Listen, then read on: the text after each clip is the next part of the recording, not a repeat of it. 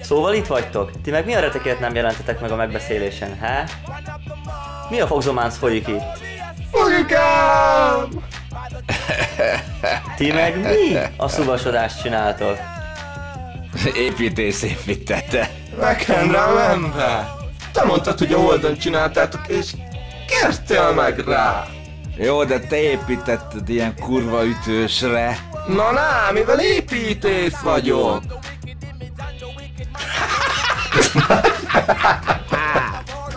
Most frankón építettél egy gépet, ami füvet csinál?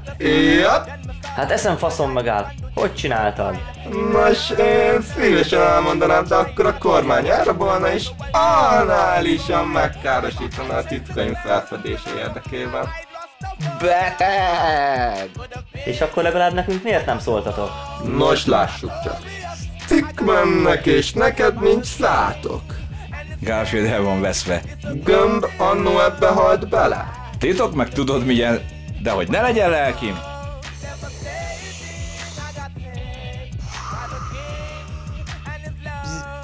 Jézus Atya Úristen! Fújjatok még rám!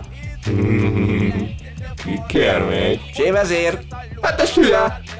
Uraim, ezt mostantól beiktatjuk keményen. Nice!